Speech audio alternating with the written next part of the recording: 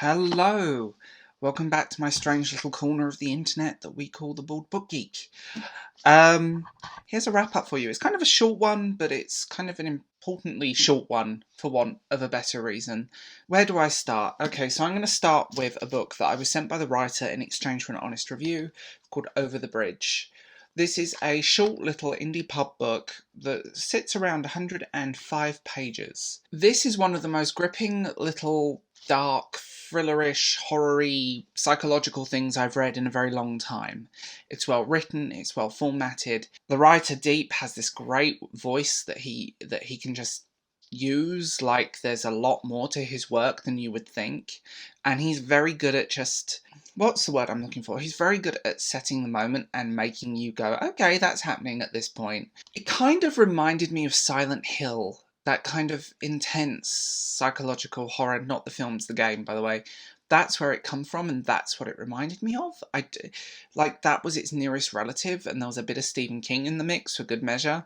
So that was Over the Bridge. Really great little indie pub. Well, novella of great depth and great proportion. I'm genuinely really surprised by this. So, another indie pub friend, applyCode. If you've not heard of him, look him up. Put one of his books for free. I paid for the book ages ago and then generated telling friends, and I've never talked about it in a video, but I'm going to do it. Beds Are for Flowers by applyCode.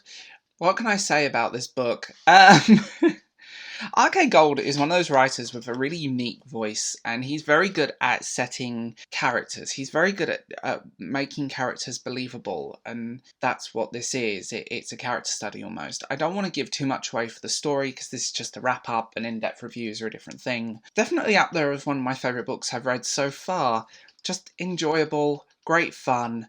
Do look out for his work, because there's a lot of talent with applyCode, which... I always worry about reviewing friends' works, and I'm not disappointed.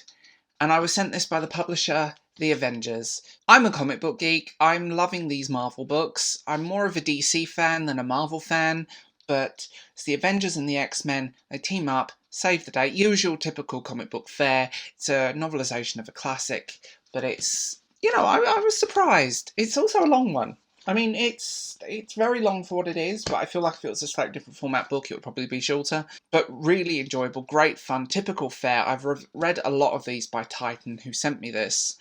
And just, what can I say? I will say there is one thing.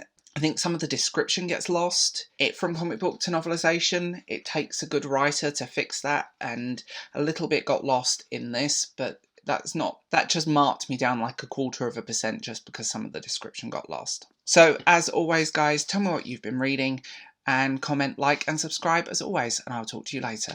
Bye.